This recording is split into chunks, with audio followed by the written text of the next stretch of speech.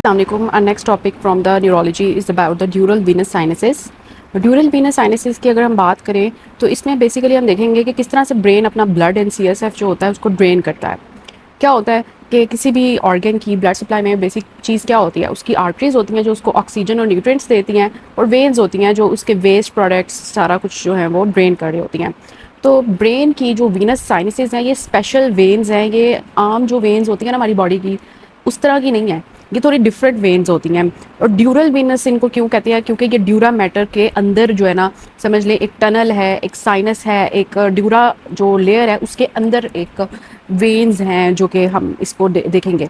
तो ब्रेन समझ लें कि एक सिटी है, और जैसे एक सिटी का एक क्लीन वाटर जो है उसको आता है, इसी तरह आर्टरीज जो है वो साफ़ सुथरा ऑक्सीजन वाला ब्लड लेके आती हैं और ब्रेन उसको यूज़ कर लेता है। फिर जो गंदा उसका सारा मटेरियल होता है, वेस्ट प्रोडक्ट्स होते हैं, वो बाहर आ जाते हैं। तो साइनसेस जो है ना वो जॉइंट कंक्रीट ड्रेनेज कैनाल्स हैं ड्यूरा की। इनको साइनसेस क्यों कहते हैं, क्योंकि ये बिल्कुल जो वेन्स होती हैं ना ट्रू वाली उस तरह की नहीं है, क्योंकि इनके अंदर कोई मस्कुलर वॉल नहीं है, कोई वॉल्स नहीं है जो नॉर्मल वेन्स के अंदर होते हैं। ये जो ड्यूरा मैटर की पेरियोस्टियल लेयर होती है और मेनिंजियल लेयर्स होती है ना, उनकी स्प्लिटिंग के अंदर ये स्पेस बनती है, और ये बहुत ना रिजिड चैनल्स होते हैं कि ये कोलैप्स नहीं कर सकते। जैसे ये नज़र आ रही है आपको, पेरियोस्टियल लेयर नज़र आ रही है ड्यूरा की, और ये मेनिंजियल लेयर नज़र आ रही है ड्यूरा की। तो इसके दरमियान में ये स्पेस है जो साइनसेस हैं, ड्यूरल वेनस साइनसेस हैं, तो ये बहुत रिजिड होते हैं, कोलैप्स नहीं करते।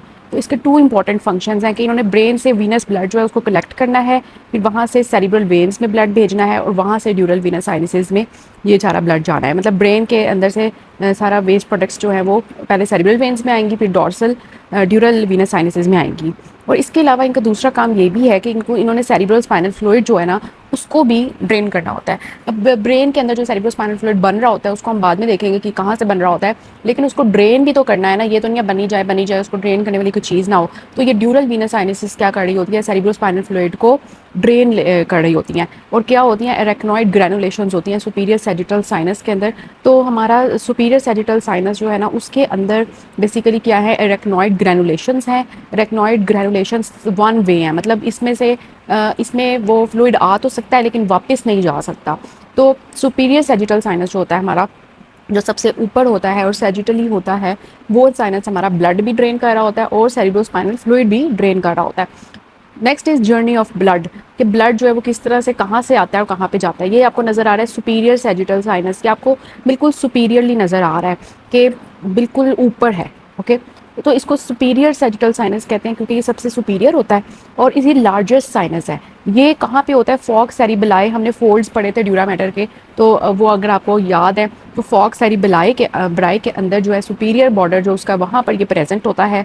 इसमें सुपरफिशियल सेरिब्रल वेन्स आती हैं और एरेक्नॉइड ग्रैनुलेशंस जो हैं वो आती हैं। सुपीरियर सेरिब्रल वेन्स जो है ना यहाँ पे वेस्ट और कार्बन डाइऑक्साइड वगैरह ड्रेन कर रही होती हैं, और एरेक्नॉइड ग्रैनुलेशंस इसके अंदर CSF सेरिब्रोस्पाइनल फ्लूइड दे रही होती हैं, और ये मेन हाईवे है हमारे अपर ब्रेन का। और फिर उसके बाद जो है सुपीरियर सैजिटल साइनस के बाद यहाँ पर एक साइनस आता है जिसको कहते हैं कॉन्फ्लुएंस ऑफ साइनसेस, के यहाँ पे बहुत से साइनसेस मिल रहे होते हैं। जैसे एक रोड होती है ना कि एक चारों तरफ से रोड्स मिलकर दरमियान में आती है, इसी तरह कॉन्फ्लुएंस ऑफ साइनसेस है कि मीटिंग पॉइंट है साइनसेस का, और यहाँ पर डिफरेंट साइनसेस से ब्लड आके मिक्स हो रहा होता है, इसलिए इसको कहते हैं कॉन्फ्लुएंस ऑफ साइनसेस। फिर एक होता है ट्रांसफर्स साइनस। ट्रांसफर्स का मतलब क्या होता है कि कोई चीज़ ऐसे बिल्कुल सीधी है, ट्रांसफर्सली है ना, तो उसको ट्रांसफर साइनस कहते हैं। तो ट्रांसफर साइनस ये वाला है जो बिल्कुल ऐसे सीधा है ना, उसको ट्रांसफर साइनस कहते हैं।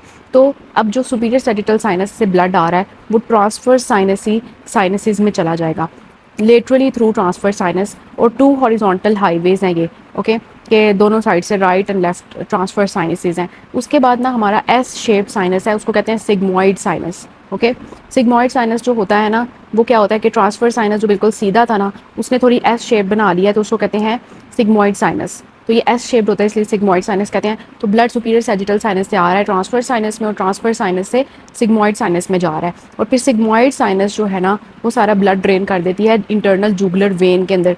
जो हमारी बिल्कुल इंटरनल जूगुलर वेन है ना, सिग्मॉइड साइनस जो है वो स्कल से लीव करता है थ्रू जूगुलर फोरामेन, और ये सारा जो सिग्मॉइड साइनस का ब्लड है वो इंटरनल जूगुलर वेन में ड्रेन हो जाता है, और फिर वो आगे जाके सुपीरियर वेना कैवा में ड्रेन हो जाता है, फिर वो हार्ट में वीनस ब्लड जो है ब्रेन का ले जाते हैं। तो क्या पाथवे है, ब्रेन से ब्लड आया, वेन्स वाला जो वेस्ट प्रोडक्ट्स वाला ब्लड था वो सेरिब्रल वेन्स में गया, वहाँ से सुपीरियर सैजिटल साइनस में गया, वहाँ से कॉन्फ्लुएंस ऑफ साइनसेस में गया, वहाँ से ट्रांसफर साइनस, फिर ट्रांसफर साइनस सिग्मॉइड साइनस और फिर इंटरनल जूगुलर वेन। तो स्ट्रेट साइनस क्या है? स्ट्रेट साइनस एक होता है, उसमें बेसिकली ये थोड़ा सा डिफरेंट पाथवे है, तो इसलिए भी आके कॉन्फ्लुएंस ऑफ साइनसेस में मिक्स होना है। हमने डिस्कस किया ना, बहुत से साइनसेस आके एक जगह मीट करते हैं, उसको कॉन्फ्लुएंस ऑफ साइनसेस कहते हैं। तो जितने भी हमारे ब्रेन के डीप स्ट्रक्चर्स हैं, बेसल गैंग्लिया है, थैलेमस है, मिड ब्रेन है, ये सारे अंदर पड़े हुए हैं, ब्रेन के बिल्कुल डीप पड़े हुए हैं। इन्होंने ग्रेट सेरिब्रल वेन में जो है ड्रेन करना है, जिसको कहते हैं वेन ऑफ गैलन, और वहाँ से इन्फीरियर सैजिटल साइनस में जाएगा ब्लड, फिर इन्फीरियर सैजिटल साइनस जो है वो स्ट्रेट साइनस में भेजेगा, और स्ट्रेट साइनस जो होगा वो कॉन्फ्लुएंस ऑफ साइनसेस। ठीक है, तो सुपीरियर सैजिटल साइनस इस तरह था ना, ट्रांसफर साइनस दोनों साइड पे थे, और स्ट्रेट साइनस जो है ना वो इन्फीरियर सैजिटल साइनस, जैसे सुपीरियर सैजिटल साइनस है ना, इस तरह इन्फीरियर सैजिटल साइनस जो इन्फीरियर लिया उसने सारा डीप स्ट्रक्चर से ब्रेन ला के स्ट्रेट साइनस, और वो भी ट्रांसफर साइनस में जो है ना कॉन्फ्लुएंस ऑफ साइनसेस में सारा ब्लड चला जाता है। तो ये हमें समझ आ गई। उसके बाद हम बात करते हैं कि कैवर्नस साइनस एक होता है। कैवर्नस साइनस जो होता है ना, ये भी एक साइनस होता है। ये पिट्यूटरी ग्लैंड जो हमारा पड़ा होता है ना, आपको पता है कि यहाँ पर करके ना आपका ऑप्टिक क्याज़्मा जहाँ पे बन रहा होता है वहाँ पर पिट्यूटरी ग्लैंड है। तो पिट्यूटरी ग्लैंड के दोनों साइड्स पे ना we have cavernous sinus. Cavernous sinus जो है ना ये बहुत इंपॉर्टेंट है, क्योंकि यहाँ पर बहुत से स्ट्रक्चर्स इसके अंदर से गुजर रहे होते हैं और इसके जो है ना with in and through it pass कर रहे होते हैं। इसमें इंटरनल कैरोटिड आर्टरी है, oculomotor third nerve, fourth nerve, fifth nerve की तीनों डिवीजन्स ऑफ थैलेमिक मैक्सिलरी, जो दो डिवीजन सॉरी, ठीक है, और अब्ड्यूसर नर्व। ठीक है, ये सारी जो है ना ये सारी चीज़ें कैवर्नस साइनस में से पास कर रही हैं। तो इस वजह से अगर कैवर्नस साइनस जो है ना वो किसी भी तरह से प्रॉब्लम आ जाए उसमें, फॉर एग्जांपल हमारी जो फेशियल वेन्स है ना उनकी कोई वॉल्व्स नहीं है, तो कोई भी ऐसी चीज़ जिसने इन्फेक्शन किया अपर लिप पे और नोज़ वाले ये वाला एरिया, इधर कोई भी इन्फेक्शन किसी किस्म का भी हुआ, तो अगर वो पीछे की तरफ ट्रैवल करेगा फेशियल वेन से तो वो वापस नहीं आ सकता, क्योंकि इसके कोई वॉल्व्स नहीं है। तो ये सीधे कैवर्नस साइनस में जाएंगे, और कैवर्नस साइनस जो है मतलब ये फेशियल वेन से एंगुलर वेन, और एंगुलर वेन से सुपीरियर ऑफ्थैल्मिक वेन, और सुपीरियर ऑफ्थैल्मिक वेन से कैवर्नस साइनस में। तो कैवर्नस साइनस जो है ना वहाँ पर इन्फेक्शन चले जाएगा, जिसकी वजह से कैवर्नस साइनस थ्रोम्बोसिस होता है। और कैवर्नस साइनस थ्रोम्बोसिस अगर हो जाए तो वहाँ पर हमने देखिए कितनी इंपॉर्टेंट चीज़ें पड़ी हुई थी। तो उस वजह से क्या होगा, third fourth and sixth nerve खराब हो जाएगी, जिसको कहेंगे ऑफ्थैल्मोप्लेजिया। फिर डिप्लोपिया होगा क्योंकि थर्ड नर्व डैमेज हो गई है, और फिफ्थ नर्व के डैमेज होने की वजह से ट्राइजमिनल की वजह से कॉर्नियल रिफ्लेक्स लॉस हो जाएगी, विजुअल इंपेयरमेंट आ जाएगी ऑब्वियसली। और यहाँ पर अगर आपसे एमसीक्यू में पूछें कि कौन सी चीज़ सबसे पहले इफेक्ट होगी कैवर्नस साइनस थ्रोम्बोसिस में, तो दैट इज़ अब्ड्यूसेंट सिक्स्थ नर्व। ये सबसे पहले जो है ना इंजर होती है, अफेक्ट होती है, क्योंकि ये बिल्कुल इंटरनल कैरोटिड आर्टरी के साथ गुजर रही होती है। और जब कैवर्नस साइनस का इन्फेक्शन होगा ना तो उस वजह से हेडेक, फीवर और प्रोप्टोसिस भी हो रहा होगा। तो ये हो गया हमारा कैवर्नस साइनस थ्रोम्बोसिस। तो ये हो गया कैवर्नस साइनस। अगर हम बात करें वीनस साइनस थ्रोम्बोसिस की, तो बहुत से ड्यूरल वेनस साइनसेस हमने देखे हैं, उनमें अगर क्लॉट बन जाए तो वो क्या करेगा, क्लॉट जो है वहाँ के वेनस प्रेशर को बढ़ाएगा, जिसकी वजह से ब्लड जो है ना वहाँ पर लीव नहीं कर पाएगा। समझ आइए कि मतलब ये वेन्स है ना ये ब्लॉक हो गए हैं क्लॉट के साथ। ओके, जिसकी वजह से क्या होगा, अब ये वेन का जो ब्लड है ये ड्रेन नहीं हो पाएगा, ये पीछे इकट्ठा होने लग जाएगा, इतना ज़्यादा इकट्ठा होने लग जाएगा कि वो वहाँ पर जो है ना इकट्ठा हो के प्रेशर बढ़ाएगा। प्रेशर की वजह से हमारा जो रेक्नोइड ग्रेनुलेशंस है ना वो काम नहीं करेंगी, जिसकी वजह से जो सेरिब्रोस्पाइनल फ्लूइड की ड्रेनेज होनी थी ना सुपीरियर सैजिटल साइनस में वो नहीं हो पाएगी, जिसकी वजह से क्या होगा, सेरिब्रोस्पाइनल फ्लूइड को बनी जाएगा, उसको ड्रेन करने की कोई चीज़ नहीं होगी और उसका प्रेशर बढ़ जाएगा। फिर इंट्राक्रेनियल प्रेशर राइज हो जाएगा। जब ब्रेन का इतना प्रेशर बढ़ गया इंट्राक्रेनियल प्रेशर, तो क्या होगा, headache, vomiting, papilloedema, seizures, focal neurological deficits, altered consciousness, venous infarction, haemorrhage, कि ब्लड जो है ना वो अब इतना ज़्यादा जमा हो गया है कि उसने जो है ना वेन्स को फाड़ दिया, जिसकी वजह से वीनस इन्फॉक्शन और हैमरेज हो गया वहाँ पे। ठीक है, तो रिस्क फैक्टर्स क्या है, what are the risk factors for the increased dural venous pressure. तो क्या हो सकता है, क्लॉट, जहाँ जो चीज़ें ब्लड में क्लॉट की टेंडेंसी बढ़ाएंगी, फॉर एग्जांपल प्रेगनेंसी पीरियड जो है या पोस्टपार्टम जिसको पुर्पुडियम पीरियड कहते हैं ना, इसमें बहुत ज़्यादा हाइपर कॉगेबल स्टेट हुई होती है बॉडी की। फिर जो फीमेल्स ऑरल कॉन्ट्रासेप्टिव पिल्स ले रही हैं, फैक्टर 5 लीडिन म्यूटेशन है जो कि क्लॉटिंग फैक्टर है, एंटी क्लॉटिंग फैक्टर है, protein C and protein S की डेफिशिएंसी, एंटी थ्रोम्बिन 3 है, जिन्होंने क्लॉट को इनहिबिट करना था वो चीज़ें अगर नहीं होंगी तो क्लॉट बनी जाएगा। मिलिग्नेंसी और सीवियर डिहाइड्रेशन है, तो इस वजह से हाइपर कॉगेबल स्टेट्स आती हैं और वीनस साइनस थ्रोम्बोसिस हो जाती है। फिर हमने देखा कि अगर CSF जो है ना अल्टीमेटली इंक्रीज़ हो जाएगा, वो हमने देखा कि किस तरह से होता है। ओके, तो क्लिनिकल पिक्चर आती है हमारी, अगर हम बात करें कि कैवर्नस साइनस थ्रोम्बोसिस में बहुत सी क्रेनियल नर्व की पाल्सीज हम देखेंगे और वीनस साइनस थ्रोम्बोसिस में इंट्राक्रेनियल प्रेशर राइज हुआ होगा और हेडेक हो रहा होगा पेशेंट को। ठीक है, तो ये हाई यूल एफसीपीएस पढ़ ला आपने, रीड कर लेने हैं। उसके बाद हम बात करते हैं ड्यूरल वीनस साइनसिस, हमारा टॉपिक खत्म। अब नेक्स्ट हम बात करते हैं कि वेंट्रिकुलर सिस्टम का सेरिब्रोस्पाइनल फ्लूइड का कैसे फ्लो होता है। दूसरी बात हम करेंगे ब्रेन स्टेम और क्रेनियल नर्व्स की, और तीसरी हम बात करेंगे क्रेनियल नर्व न्यूक्लियाई की।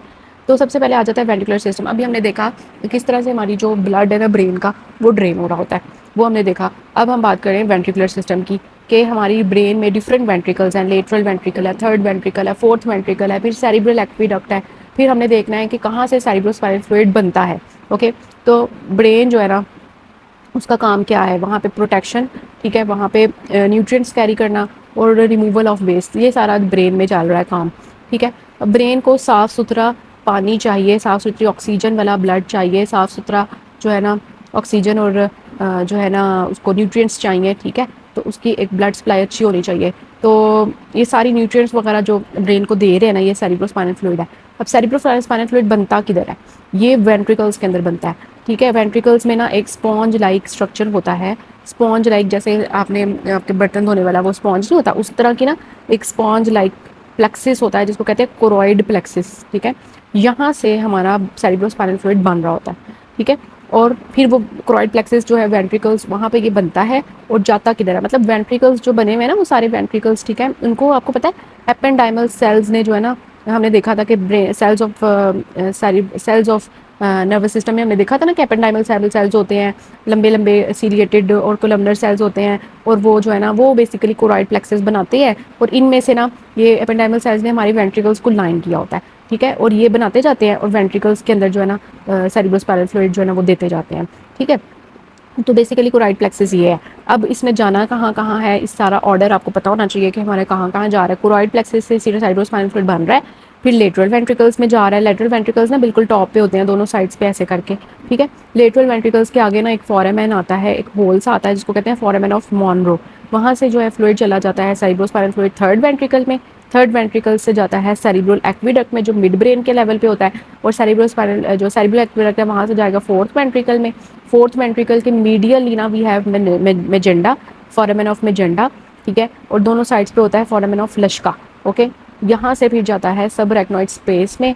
ठीक है, और रेक्नॉइड विलाए जो हमने अभी देखे हैं ड्यूरल वीनस साइनसिस में, सुपीरियर सैजिटल साइनस, फिर वहाँ से इंटरनल जुगुलर वेन और फिर सारा ड्रेन हो जाता है। ठीक है, तो हमें ये समझ आई कि हमारा जो फ्लूइड है वो बन रहा है कोरॉइड प्लेक्सिस, ठीक है, जो कि वेंट्रिकल्स में है, वहाँ से फ्लूइड बन रहा है, जा रहा है लेटरल वेंट्रिकल्स में। लेटरल वेंट्रिकल से जा रहा है foramen of Monroe, foramen of Monroe से जा रहा है थर्ड वेंट्रिकल में। थर्ड वेंट्रिकल से जा रहा है सेरिब्रल ऑफ एक्विडक्ट, जिसको हम एक्विडक्ट ऑफ सिल्वियस भी कहते हैं। ये बहुत ही पतली जगह होती है, यहाँ पे ना बहुत ज़्यादा अगर थोड़ी सी भी ब्लॉकेज आ जाए ना तो हाइड्रोसिफिलिस के चांसेस होते हैं, इंट्राक्रैनियल प्रेशराइज होने के। और सेरिब्रल एक्विडक्ट से जाता है फोर्थ वेंट्रिकल में। फोर्थ वेंट्रिकल में से आगे 3 होल्स हैं, जिसमें मैंने बताया 2 लेटरल साइड्स में है और एक दरमियान में है जिसको फोरामेन ऑफ मेजेंडी कहते हैं। मिडल है ना मेजेंडी और लेटरली है लश्का। ओके, और वहाँ से ये फ्लूइड जो है सब रेक्नॉइड स्पेस में चला जाता है, और वहाँ से फिर अरेक्नॉइड ग्रैनुलेशंस होते हैं, विलाए होते हैं, सुपीरियर सैजिटल साइनस वहाँ पे ड्रेन हो जाता है, और फिर वहाँ से इंटरनल जुगुलर वेन में चला जाता है, और वहाँ से फिर हार्ट में चला जाता है। ठीक है, तो हमने देखा कि सबसे पतली जगह जो है ना वो सेरिब्रल एक्विडक्ट की है। ये बहुत ही पतली जगह है, यहाँ पे कोई भी ट्यूमर हो, कोई थोड़ी बहुत इन्फ्लेमेशन हो जाए या कोई जेनेटली साइनस्टिनोसिस हो तो यहाँ पर फ्लूइड जो इकट्ठा होने लग जाता है, ब्लॉक हो जाता है CSF और हाइड्रोसिफिलिस की कंडीशन आ जाती है। ठीक है, तो ये हमें समझ आ गई। वेंट्रिकुलर सिस्टम हमने डिस्कस कर लिया, और सेरिब्रोस्पाइनल फ्लूइड जो है वो किस तरह से ड्रेन होता है उसको हमने डिस्कस कर दिया। अब दूसरा काम हमारा आता है कि ब्रेन स्टेम जो है वो क्या है। अब ब्रेन स्टेम जो है ना उसके थ्री फ्लोर्स, आपको पता है ब्रेन स्टेम में 3 चीज़ें होती हैं, मिड ब्रेन होती है, पॉन्स होता है और मेड्यूला होता है। ठीक है, मिड ब्रेन के लेवल पे कौन सी क्रेनियल नर्व्स होती है, क्रेनियल नर्व 3 और 4। ओके, 1 और 2 नहीं आती। 1 और 2 जो होती हैं आपको पता है फैक्ट्री नर्व्स तो वैसे ही आगे नाक की तरफ होती हैं, उन्होंने क्या करना है नीचे आके ब्रेन स्टेम में। ठीक है, और जो ऑप्टिक नर्व है वो वैसे ही आंख की नर्व है, उसने नीचे आके क्या करना है ब्रेन स्टेम में। ठीक है, वहाँ वो यहाँ पे नहीं होती। जो third and fourth cranial nerves हैं वो मिड ब्रेन के लेवल पे होती हैं। 5, 6, 7, 8 5, 6, 7, 8 जो हैं ये पॉन्स के लेवल पे होती हैं, और आगे जो है 9, 10, 11, 12 9, 10, 11, 12 जो है ना वो हमारी मेड्यूला के लेवल पे हैं। ये आपको पता होना चाहिए। फिर आपको ये बताना चाहिए कि क्रेनियल नर्व 1 और 2 are not brain stem nerves. फिर आपको पता होना चाहिए ये वही चीज़ें जो हमने डिस्कस की। एक्सेप्शन क्या है, एक्सेप्शन है हमारी क्रेनियल नर्व 4। सारी की सारी जितनी भी क्रेनियल नर्व्स हैं वो आगे से निकलती हैं, लेकिन हमारी वाहिद क्रेनियल नर्व 4 है जो बैक से निकलती है, और ये आपका एमसीक्यू भी है, हमने डिस्कस भी किया हुआ है क्रेनियल नर्व्स में। अब हम बात करते हैं, दो कॉलिक्यूलाई होते हैं, सुपीरियर कॉलिक्यूलाई एंड इन्फीरियर कॉलिक्यूलाई। इसको आपने कैसे याद रखना है, सुपीरियर हमारी आंखें हैं, इन्फीरियर हमारे कान है, ठीक है। तो सुपीरियर कॉलिक्यूलस जो है ना, इसमें ये बेसिकली विजन एंड आई की मूवमेंट्स जो है ना इसमें कंट्रोल करनी होती हैं, और इन्फीरियर कॉलिक्यूलस जो है ना, ये क्योंकि हमारे कान नीचे होते हैं ना, तो इसमें यहाँ पे ऑडिटरी सारी इन्फॉर्मेशन जो है ना इन्फीरियर कॉलिक्यूलस में आनी होती है। फिर एक पीनियल ग्लैंड होता है, पीनियल ग्लैंड जो है मेलेटोनिन हार्मोन रिलीज करता है, जिसने हमारा सर्केडियन रिदम और स्लीप वेक साइकिल को मेंटेन रखना होता है। ये भी हमने एमसीक्यू डिस्कस किए थे स्लीप वेक साइकिल में। उसके बाद हमारी मतलब हमें समझ आ गई कि ब्रेन स्टेम जो है ना वो हमारी हाईवे है, यहाँ पर बहुत सी चीज़ें एंटर आउट करती हैं, लीव करती हैं हमारे ब्रेन को। इसमें बहुत से हमारे वाइटल सेंटर्स हैं, जो हमने सांस लेनी है, कार्डियोवास्कुलर कंट्रोल, स्वेलोइंग करनी है, वॉमिटिंग है, स्लीप, रिफ्लेक्सेस, तो बहुत से काम जो है ना हमारी ब्रेन स्टेम ने कंट्रोल करने होते हैं। हमारी ब्रेन स्टेम इतनी इंपॉर्टेंट है ना कि बस मैं क्या ही बताऊँ, बहुत ही इंपॉर्टेंट है, ठीक है। तो ये चीज़ें आपने जो है ना इंपॉर्टेंट रिवाइज कर लेनी है। अब ये देखें, अब हमने बात कर ली सुपीरियर कॉलिकुलस विजुअल रिफ्लेक्सेस लेती है और इन्फीरियर कॉलिकुलस ऑडिटरी रिफ्लेक्सेस लेती है। सिर्फ क्रेनियल नर्व 4 है जो डॉर्सली एग्जिट करती है, बाकी सारे जो है वो आगे से एग्जिट कर रहे होते हैं, ठीक है। उसके बाद ना इंपॉर्टेंट न्यूक्लियस आ जाते हैं हमारी ब्रेन के, वो हमने डिस्कस कर लेने हैं। क्रेनियल नर्व न्यूक्लियाई, ये मैंने बताया था आपको, वैसे तो हमने क्रेनियल नर्व बहुत डिटेल से nerves of the body series में डिस्कस कर ली है, तो यहाँ पे मैं आपको नहीं बैठाऊंगी क्रेनियल नर्व्स, वो आपने nerves of the body series से क्रेनियल नर्व्स कर लेनी है, ठीक है। उसकी अलग से प्लेलिस्ट बनी हुई है। क्रेनियल नर्व न्यूक्लियाई जो है ना ये बहुत इंपॉर्टेंट है आपके, बहुत इंपॉर्टेंट आता है कि इस न्यूक्लियस का क्या काम है, इस न्यूक्लियस का क्या काम है, तो वो बेसिकली हमने डिस्कस करनी है। तो हमने ना ब्रेन स्टेम को ऐसे ही कंसिडर करना है जैसे एक रोड होता है, ठीक है। उस रोड के मीडियली ना क्या है, मोटर है सारा काम, ठीक है, और लेटरली जो है ना वो सेंसरी काम है, ठीक है। और मिड लाइन जो है ना इस ब्रेन स्टेम की, उसको कहते हैं सल्कस लिमिटेंस, ठीक है। अब ये हमने जो है वो क्या कहा कि मोटर न्यूरॉन्स क्यों मीडियली होते हैं और सेंसरी न्यूरॉन्स क्यों लेटरली होते हैं, क्योंकि डेवलपमेंट के दौरान जो है ना मोटर न्यूरॉन्स मीडियली डेवलप हो रहे होते हैं और सेंसरी न्यूरॉन्स लेटरली डेवलप हो रहे होते हैं, ठीक है। तो M for medial, M for motor and L and S lateral is for sensory. Medulla के लेवल पे जो इंपॉर्टेंट न्यूक्लियस है ना उनकी बात करेंगे। वेगस नर्व, वेगस नर्व कौन सी है, 10th नर्व, ठीक है। इसके न्यूक्लियस रह गए हुए हैं, अदरवाइज नर्व्स को हमने बहुत डिटेल से देखा हुआ है। तो वेगस न्यूक्लियस जो है ना, इसका एक न्यूक्लियस है न्यूक्लियस टेक्टस सॉलिटारियस, ठीक है। न्यूक्लियस टेक्टस सॉलिटारियस जो है ना ये बहुत इंपॉर्टेंट है आपके एमसीक्यूज के लिए कि न्यूक्लियस टेक्टस सॉलिटारियस में कौन कौन से सिग्नल्स आते होते हैं, हमारे सिग्नल्स आते हैं टेस्ट के, ठीक है, जो भी हम टेस्ट करते हैं। अब टेस्ट की हमने बहुत डिटेल से डिस्कस किया हुआ है कि जो टेस्ट होती है ना हमारी टंग की एंटीरियर 2/3, वहाँ पे फेशियल नर्व और लिंगुअल नर्व होती है, कॉर्डा टिम्पनाई जो उसकी फेशियल नर्व की ब्रांच होती है, वो सारी इंफॉर्मेशन टेस्ट की फेशियल नर्व लेके जा रही होती है, क्रेनियल नर्व 7, ठीक है। और जो पोस्टीरियर 1/3 है ना जुबान की, वो जो है ना वो ग्लॉसोफ्रेंजियल नर्व और वेगस बेसिकली उसका काम है। तो टेस्ट के फाइबर्स जो है ना यहाँ से निकलते हैं। इसके अलावा मतलब आ जाएंगे बेरो रिसेप्टर्स, ठीक है। बेरो रिसेप्टर्स हमारे ग्लॉसोफ्रेंजियल और वेगस नर्व के, फिर कीमो रिसेप्टर्स ग्लॉसोफ्रेंजियल और वेगस नर्व के, फिर विजुअल सेंसेशन और वॉमिटिंग के जितने भी सिग्नल्स हैं ना वो यहाँ पर न्यूक्लियस टेक्टस सॉलिटारियस ने कंट्रोल करना होता है, ठीक है। Taste stops at solitarius. उसके बाद एक न्यूक्लियस होता है वेगस नर्व का, न्यूक्लियस एम्बाइगस, ठीक है।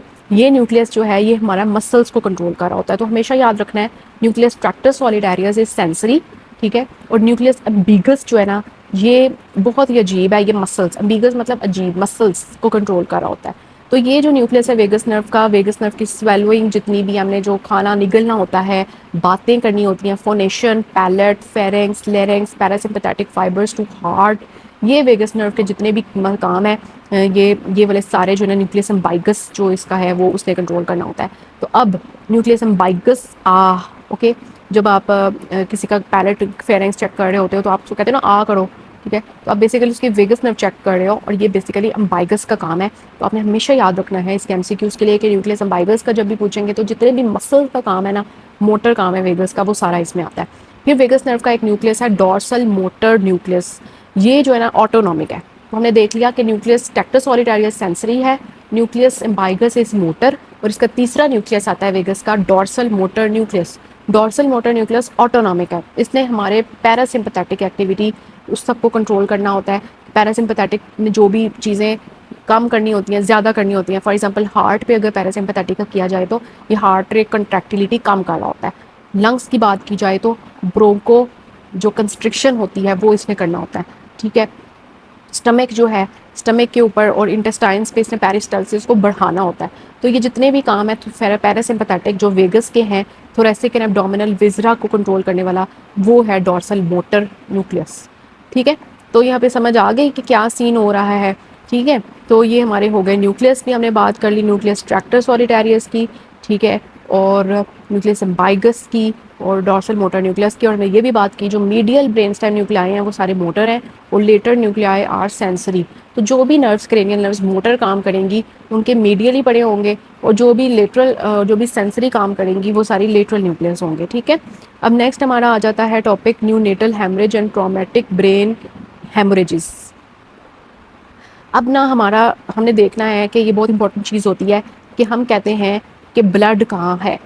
ठीक है, जिस हिस्से में ब्रेन के ब्लड लीक हुआ होगा उस हिस्से को अफेक्ट करेगा। तो हमें पता होगा कि कौन सा हिस्सा क्या काम कर रहा है, अगर वहाँ पे कोई भी मसला होगा तो क्या प्रॉब्लम्स आएंगी। ठीक है, तो लोकेशन जो है ना वो ब्लीडिंग का डिटर्मिन करता है कि कॉज क्या है, क्लिनिकल फीचर्स क्या है, सीटी स्कैन पे हमें क्या नज़र आएगा, प्रोग्नोसिस क्या है और मैनेजमेंट क्या है। तो 4 मेजर कैटेगरीज हम डिस्कस करेंगे। हम डिस्कस करने वाले हैं neonatal intraventricular haemorrhage, extracranial birth injuries, intracranial haemorrhages, diffuse axonal injury and post stroke pain syndromes. ये सारी हम यहाँ पर डिस्कस करने वाले हैं। सबसे पहले आता है न्यूनेटल इंट्रावेंट्रिकुलर हेमरेज, मतलब एक बच्चा अभी नया नया पैदा हुआ है और उसके बेचारे के ब्रेन के अंदर इंट्रावेंट्रिकुलर हेमरेज हो गया, अंदर उसके ब्रेन के ब्लड आ गया। तो इसको बेसिकली हम क्या कहते हैं, bleeding into the ventricular system.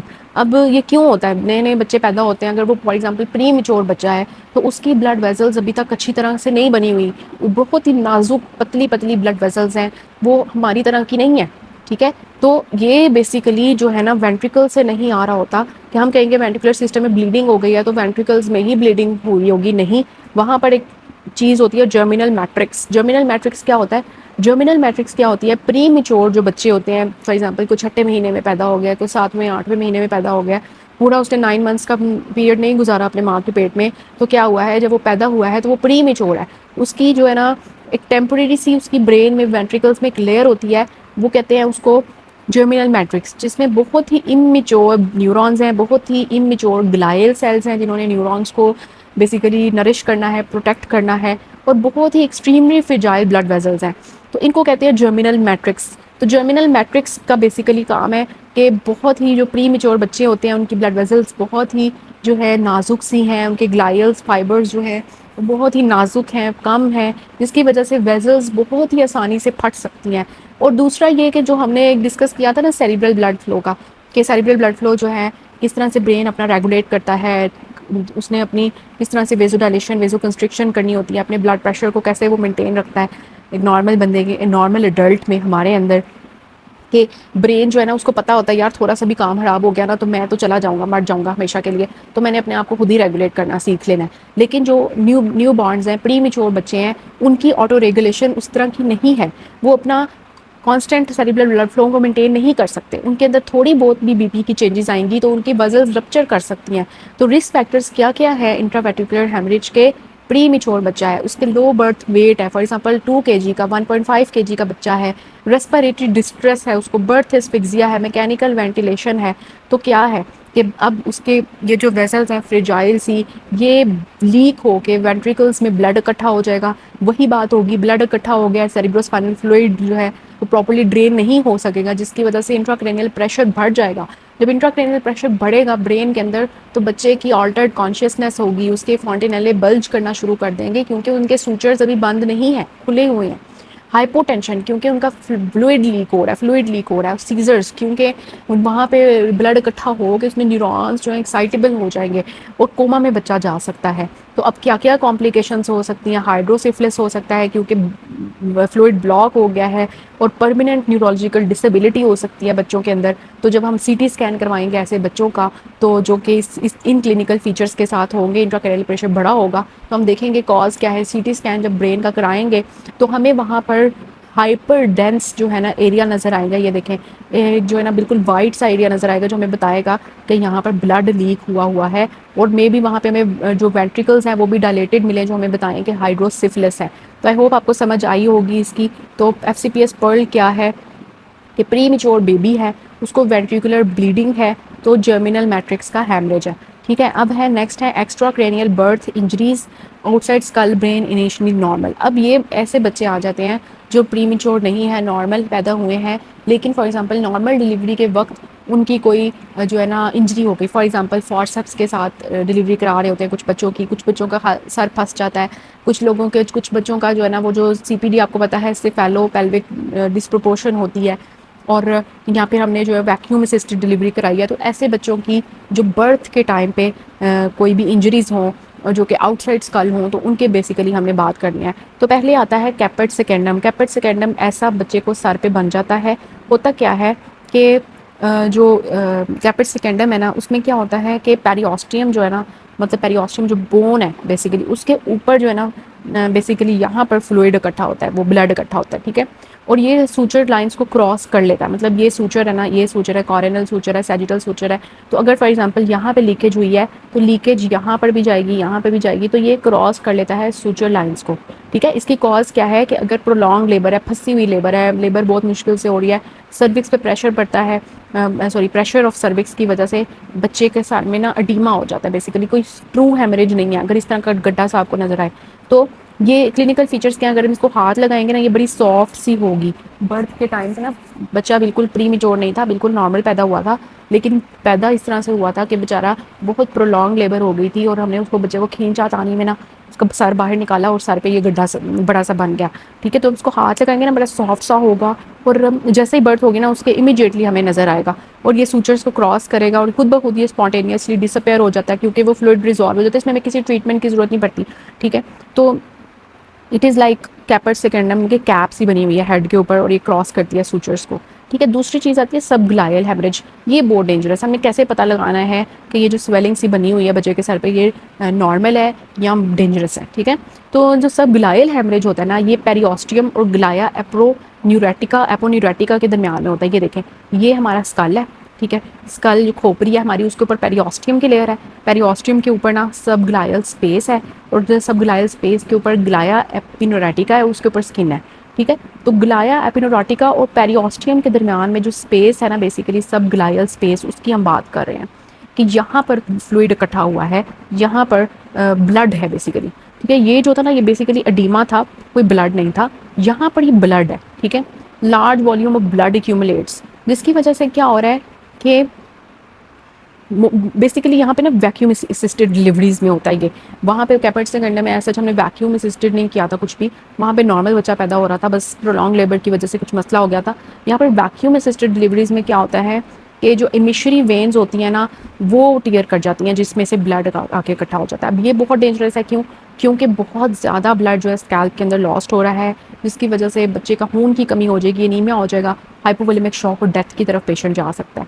तो ये जो स्वेलिंग है ना, ये हम किस तरह से डिफ्रेंशिएट करते हैं। एक तो ये बहुत बड़ी इमरजेंसी है, ठीक है। ये पोस्टीरियरली और लेटरली स्प्रेड करती है और पूरी स्कैल्प को कवर कर जाती है, और ये हमारी डिफ्यूज स्वेलिंग है, फ्लक्चुएंट है, ओके। तो what's the difference between caput succedaneum and subgaleal haemorrhage? कि caput succedaneum was just the oedema, subgaleal haemorrhage is between galea and periosteum.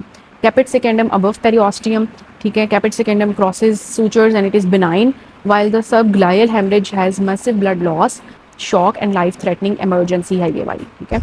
तो ये हमें समझ आ गई। उसके बाद एक केस आता है सिफल हेमाटोमा, ठीक है। ये भी स्कल की बोन और पेरियोस्टियम के दरमियान में ब्लड इकट्ठा होता है। पेरियोस्टियम जो है ना, वो सूचर्स के साथ, अब यहाँ पर ना ये डिफरेंस आता है कैपेट सेकेंडम और सिफल हेमाटोमा का, कि कैपेट सेकेंडम जो था, वो जो फ्लूइड था ना, वो सूचर लाइन्स को क्रॉस कर रहा था। ये जो है ना, ये बेसिकली क्या है कि ये सूचर लाइन्स को क्रॉस नहीं करता, ठीक है। ये फॉरसेप्स डिलीवरी की वजह से या बर्थ ट्रॉमा में होता है। इसमें जो स्वेलिंग होती है ना, वो बहुत ज़्यादा फर्म होती है, मतलब हाथ लगाएंगे थोड़ी सख्त सी हमें फील होगी, और यूजली एक जगह पे लोकलाइज्ड होगी, फैलेगी नहीं, वहाँ पे जमा होता जाएगा, ठीक है। और ये आवर्स आफ्टर बर्थ होती है।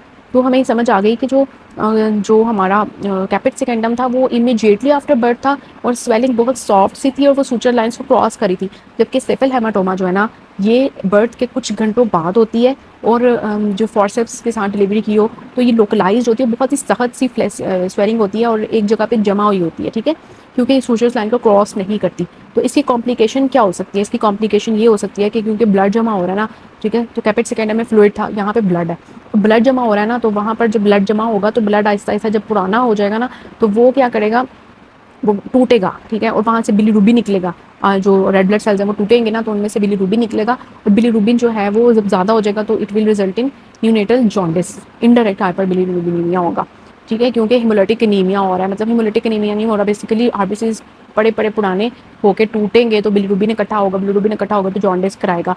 तो ये जो है ना इंपॉर्टेंट चीज़ आ जाती है सिफिल हेमाटोमा की, कि इट इज़ बिलो पेरियोस्टियम, ठीक है, इट इज़ बिलो पेरियोस्टियम। तो ये वाली जो थी हमारी caput succedaneum, it was above periosteum. Cephalhaematoma is below periosteum, ठीक है, it does not cross sutures, it results in hyperbilirubinaemia and jaundice, ठीक है। Next is intracranial haemorrhages which are inside the skull. अब अभी तक हमने कोई intracranial haemorrhages नहीं पढ़े। हमने जो एक्स्ट्राक्रेनियल बर्थ इंजरीज देखी हैं वो सारी स्कल के बाहर थी, ठीक है, अंदर नहीं थी, ठीक है, जिन्होंने ब्रेन को कुछ नहीं किया क्योंकि वो स्कल से बाहर हैं, ठीक है। और जो न्यूनेटल इंट्रावेंट्रिकुलर हेमरेज था वो वेंट्रिकल्स के अंदर था। अभी हमने ना इंट्राक्रेनियल हेमरेजेस बात करनी है जो स्कल के अंदर होते हैं, जिसमें हम डिस्कस करेंगे epidural haematoma, subdural haematoma, सबरेक्नॉइड haemorrhage और इंट्रापेरेन्काइमल हेमरेज। ये 4 चीज़ें हमें डिस्कस करनी है, ठीक है। एपिड्यूरल हिमाटोमा जो है ना वो आपको पता है सबसे पहले होती है ब्रेन के, स्कल है ना, स्कल के नीचे है ड्यूरा, ड्यूरा के अंदर है रेक्नॉइड और रेक्नॉइड के अंदर पिया मैटर, ठीक है। हमने मेनिंजेस को बहुत डिटेल से ऑलरेडी डिस्कस कर लिया हुआ है, ठीक है। तो अगर जो फ्लूइड है, जो भी ब्लड इकट्ठा हो रहा है वो ड्यूरा के बाहर है, it is known as epidural, ठीक है। और अगर वो ड्यूरा के अंदर है तो इट इज़ सबड्यूरल, ठीक है। और अगर वो रेक्नॉइड के अंदर है, रेक्नॉइड और पिया मैटर के दरमियान में है तो it is known as the subarachnoid haemorrhage. और अगर वो बिल्कुल ब्रेन के अंदर है, इंट्रा पैरेन्काइमल उसको हम कहेंगे, ठीक है। तो epidural which is above dura, it is basically between the skull and dura mater. It is because of the involvement of the vessel which is middle meningeal artery, which is the branch of maxillary artery. Maxillary artery की branch है middle meningeal artery। ये temporal bone fracture जब होता है तो Tyrion का जहाँ पे रीजन होता है ना वहाँ पे बोन्स मिल रही होती हैं, आगे से फ्रंटल बोन, ऊपर से पेराइटल, नीचे से टेम्पोरल बोन, वो वाला जो पॉइंट होता है ना टेम्पोरल बोन का उसको कहते हैं टीरियन, ठीक है। टीरियन के लेवल पे जब फ्रैक्चर होगा तो नीचे पड़ी होगी मिडिल मेनिंजियल आर्टरी, वो ब्रेक करेगी, जिसकी वजह से क्या होगा कि जो है ना एकदम से पेशेंट जो है वो जब वहाँ पे ब्लड इकट्ठा होगा, एपिड्यूरल हेमरेज होगी, एपिड्यूरल हेमाटोमा जब बनेगा तो बेसिकली क्या होगा कि एकदम से जब इंजरी होती है ना उसके फ़ौरन बाद पेशेंट बेहोश हो जाता है। फिर उसके बाद ना जब वो बेहोश होता है उसके बाद ना ल्यूसिड इंटरवल आता है जिसमें पेशेंट बिल्कुल ठीक हो जाता है, जैसे कुछ हुआ ही नहीं है, और उसके बाद थोड़ी देर बाद फिर उसकी हालत ख़राब होने लग जाती है क्योंकि आर्टीरियल ब्लीडिंग हुई जा रही है, उसको हम रोक नहीं रहे, जिसकी वजह से अब देखें पेशेंट को क्या क्या फीचर्स आएंगे। हेडेक होगी, अब जो उसकी दोबारा हालत ख़राब हो रही है ना उसमें बेसिकली उसको सर दर्द होगा, वॉमिटिंग होगी, उसको बेहोशी होने लग जाएगी, और मे बी उसकी ऑक्यूलोमोटर नर्व की पैल्सी भी हो जाए, और मे बी उसको दूसरी साइड जो है मतलब जिस साइड पे हेमरेज हुआ है उसकी ऑपोजिट साइड, फॉर एग्जांपल उसका राइट साइड की एपिड्यूरल हेमरेज है तो उसको लेफ्ट साइड की सारी बॉडी उसकी वीक होने लग जाए, ठीक है। तो आपको पता है जब हमें सर्जरी हाउस जॉब अगर आपने किया तो आपको पता होगा कि पेशेंट्स वहाँ पे आते थे ट्रॉमा के, ठीक है, तो सर पे चोट लगती थी तो हम उनसे 2 क्वेश्चन तो लाजमी करते थे कि बेहोश तो नहीं हुआ, ठीक है, और इसके अलावा हम उससे पूछते थे कि उल्टी तो नहीं आई, ठीक है, और तीसरा हम पूछते थे कि नाक कान से जो है ना ब्लड तो नहीं निकला, ये देखने के लिए कहीं कहीं उसके interior middle cranial fossa fracture तो नहीं है, ठीक है। तो ये चीज़ें हम मुझसे पूछते थे ना, इसीलिए पूछते थे कि ये रूल आउट करने के लिए कि एपिड्यूरल हिमाटोमा तो नहीं है, क्योंकि एपिड्यूरल हिमाटोमा में जैसे ही चोट लगती है तो बंदा बेहोश हो जाता है, उसके बाद दोबारा बिल्कुल ठीक हो जाता है, और फिर उसको दोबारा हालत ख़राब होने लगती है, वो वॉमिटिंग करने लग जाता है, उसके सर में बहुत दर्द होने लग जाती है, और मे बी उसकी एक साइड बिल्कुल वीक हो जाए, उसे हिले ही ना बाजू वगैरह, ठीक है। तो अब क्रेनियल नर्व 3 जो है ऑक्यूलोमोटर नर्व की पैल्सी क्यों होती है, क्योंकि जब हिमाटोमा जो है वो ब्लड जो जमा हुआ है वो जब एक्सपैंड करेगा तो उसकी वजह से क्या होगा कि जो है ना हर्निएशन होगी, और थर्ड नर्व जो है ना वो कंप्रेस हो जाएगी, जिसकी वजह से third nerve oculomotor nerve palsy में आपको पता है कि directed प्यूपिल ptosis down and out I होती है, इसे हमने क्रेनियल 3 में ऑलरेडी डिस्कस कर लिया हुआ है, ये आपको नज़र आ रहा है। तो ऐसे बंदा जो जब भी चोट लगे तो हम दूसरा काम क्या करते हैं कि हम पूछते हैं अच्छा वॉमिटिंग तो नहीं आई थी, बेहोश तो नहीं हुए थे, ठीक है, अगर नहीं हुए होते तो चलो हम प्रोसीड करते हैं, हम उसको थोड़ा बहुत जो है वो लगा देते हैं, उसको इनिशियल ट्रीटमेंट देके हमने अल्टीमेटली पेशेंट्स का सीटी स्कैन कराना ही कराना है, ठीक है। तो सीटी स्कैन में अगर आपको इस तरह का नज़र आए ना बाय कन्वेक्स, ठीक है, जैसे एक ऐसे करके ऐसे, ठीक है, बाय कन्वेक्स मतलब यहाँ से भी कन्वेक्स है यहाँ से भी लेंस शेप्ड, अगर आपको इस तरह की नज़र आए हाइपर डेंस, ठीक है, मतलब वाइट कलर, ठीक है, तो जो कि सूचर्स को क्रॉस नहीं कर रहा तो इट इज़ एपिड्यूरल हिमाटोमा, ठीक है। तो एपिड्यूरल में आर्टरी डैमेज हो रही है, middle meningeal artery, lucid interval आ रहा है और लेंस शेप्ड जो है आपको नज़र आ रही है। ठीक है। सब ड्यूरल हीमाटोमा की बात करते हैं। सब ड्यूरल हीमाटोमा में क्या होता है कि ब्रिजिंग वेन्स जो है ना वो बेसिकली इन्वॉल्व होती हैं। ये ड्यूरा मैटर और एरेक्नॉइड मैटर के दरमियान में होता है, ठीक है। सब ड्यूरल हेमाटोमा ड्यूरा के नीचे है। बेसिकली होता क्या है कि जो बहुत बूढ़े लोग हैं ना, या अल्कोहलिक्स हैं, या किसी की ब्रेन एट्रोफी है, या शेकन बेबी के बेबी को ना, छोटा सा बच्चा है, उसको हमने ज़ोर ज़ोर से हिलाया है या ऊपर नीचे जो है ना उसकी वो मूवमेंट की है, तो एकदम से क्या होता है कि उनकी बहुत ना फ्रेजाइल वेजल्स होती हैं बच्चों के सर की। तो ड्यूरा के नीचे जो ब्रिजिंग वेन्स होती हैं ना, वो जब बर्स्ट करती हैं ना, तो उसकी वजह से वेन्स जो हैं उनके अंदर से ब्लड आता है, जो ड्यूरा के नीचे जो है ना जमा हो जाता है, ठीक है। तो सडन मूवमेंट जो है ना वो इनको टियर करता है। तो उस वजह से क्या होता है, एल्डरली में भी और बड़ों में भी, छोटे बच्चे और बहुत बूढ़े, ठीक है। तो एल्डरली में जो फ्रेश ब्लड होता है ना, जो बिल्कुल फ्रेश ब्लड होता है ना, वो हमें हाइपरडेंस नज़र आता है, मतलब हमें वाइट नज़र आता है एक्यूट में, ठीक है। और क्रोनिकली ना हाइपोडेंस हो जाता है, मतलब वो हमें नज़र नहीं आता, ठीक है। तो ये हमें किस तरह का नज़र आता है, ये देखें कितना डिफरेंस है ना। ऐसे जैसे चांद नहीं होता, आधा चांद जो होता है ऐसे करके क्रिसेंट शेप होता है ये, और ये एक सूचर्स को क्रॉस करता है। इस वजह से देखें यहाँ से लेके यहाँ तक सारा स्प्रेड हुआ है, ठीक है। और ये फॉक्स सेरिब्राई को जो है ना क्रॉस नहीं करता, मतलब कि इसने जब यहाँ तक पहुँच जाना ना इधर तक, तो ये नहीं है कि इतना हुआ है ना फॉर एग्जाम्पल, तो ये नहीं है कि ये इतना भी हो जाए, मतलब ये उधर को चला जाए, नहीं। इसने जो दरमियान मिड लाइन है ना उसको क्रॉस नहीं करना, ठीक है, इधर तक ही रहना। तो इसको कहते हैं सब ड्यूरल। इसमें क्या होता है, क्रिसेंट शेप होता है, और ये जो है सूचर्स को क्रॉस करता है, ठीक है। उसके बाद हम सब रेक्नॉइड हेमरेज की बात कर लेते हैं। और सब रेक्नॉइड हेमरेज में क्या होता है, ये बेसिकली इसमें बहुत इंपॉर्टेंट चीज़ आती है कि worst headache of my life, के मरीज़ कहेगा कि इतनी शदीद सर दर्द है कि कभी ज़िंदगी में मुझे ऐसी सर दर्द नहीं हुई, ठीक है। तो ये भी ट्रॉमा की वजह से या बैरी एनेरिज्म जो है उसकी वजह से होता है। बैरी एनेरिज्म हमने डिटेल से डिस्कस किया हुआ है, उसमें क्या होता है, एवी मेलफॉर्मेशंस की वजह से क्या होता है कि जो सब रेक्नॉइड हमारा वहाँ वेजल्स होती हैं वो ब्रेक करती हैं, और जिसकी वजह से सब रेक्नॉइड स्पेस जहाँ पे हमारा सेरिब्रोस्पाइनल फ्लूइड भी पड़ा हुआ है, आपको पता है ना, सब रेक्नॉइड स्पेस में हमारा सेरिब्रोस्पाइनल फ्लूइड होता है। तो ऑब्वियसली वहाँ पे जब वेजल लीक करेगी तो वो सेरिब्रोस्पाइनल फ्लूइड में चला जाएगा सारा ब्लड। तो it is between arachnoid and पिया मैटर। तो उस वजह से जब ब्लड जो है इतनी शदीद सर में दर्द होती है, और साथ में वॉमिटिंग और नेक स्टिफनेस और फोटोफोबिया भी हो जाता है, कि हमें ऐसे लग रहा होता है जैसे नेक स्टिफनेस, मतलब कि ऐसे लग रहा होता है जैसे पेशेंट को मेनिंजाइटिस है, ठीक है। मेनिंजाइटिस में भी ये चीज़ें आती हैं ना। तो हम जब इनका लंबर पंक्चर करते हैं ना, क्यों लंबर पंक्चर करते हैं, ये देखने के लिए कि CSF जो है, क्योंकि उसमें ब्लड आया हुआ है, तो हमें CSF जो है ना इस तरह का नज़र आता है, येलो कलर का, ठीक है। ये क्यों होता है, क्योंकि जब ब्लड जो है सेरिब्रोस्पाइनल फ्लूइड में पड़ा पड़ा रह जाता है ना, तो वो वहाँ पे ब्लड जो है वो ब्रेक करता है, जिसकी वजह से वहाँ से बिलीरुबिन जो है ना वो ब्रेक होती है, और उसकी वजह से इसका कलर जो है ना ब्लड का वो येलो, सेरिब्रोस्पाइनल फ्लूइड का कलर येलो आता है। तो इसको कहते हैं ज़ेंथोक्रोमिया, ज़ेंथोक्रोमिया हम इसको कहते हैं। तो अब कॉम्प्लिकेशंस क्या हो सकती हैं कि बहुत देर बाद जो है it can lead to ischaemic stroke, ठीक है। जो पहले ब्लड आया था, अब वहाँ पे वेजल्स का स्पैज़म हो सकता है, जिसकी वजह से इस्कीमिक स्ट्रोक हो सकता है। इसके अलावा क्योंकि ब्लड इकट्ठा हुआ है तो ऑब्वियसली वो हाइड्रोसिफिलिस करेगा। अगर तो रेक्नॉइड ग्रेनुलेशंस ब्लॉक हो जाती हैं, उसकी वजह से कम्युनिकेटिंग हाइड्रोसिफिलिस होता है, और अगर वेंट्रिकुलर पाथवेज ब्लॉक हो जाते हैं तो नॉन कम्युनिकेटिंग जो है वो हाइड्रोसिफिलिस होता है, ठीक है। तो इसके लिए हम जो ड्रग देते हैं वो निमोटिपीन देते हैं ताकि वेजोस्पैज़म ना हो। So it is worst headache of my life, xanthochromia, nimotipine, remember for subarachnoid hemorrhage, last hemorrhage is intraparenchymal hemorrhage। इसमें क्या होता है, इसमें जो ब्रेन टिश्यू के अंदर, इंट्रापेरेन्काइमल कहते हैं कि स्पोटिव, जो ब्रेन का स्पोटिव स्ट्रक्चर है ना उसके अंदर ब्लड आ गया। It is due to chronic hypertension. जिनको बहुत ज़्यादा BP हाई के लोग होते हैं ना, उनकी जो है ब्रेन के अंदर जो छोटी छोटी वेजल्स होती हैं वो जो है ना डैमेज हो जाती हैं। फॉर एग्जांपल हमारा शार्कोट बुशार्ड एनोरिज्म होता है, ये हमने ऑलरेडी डिस्कस किया हुआ है एनोरिज्म्स में, कि ये रप्चर करता है which will lead to haemorrhage.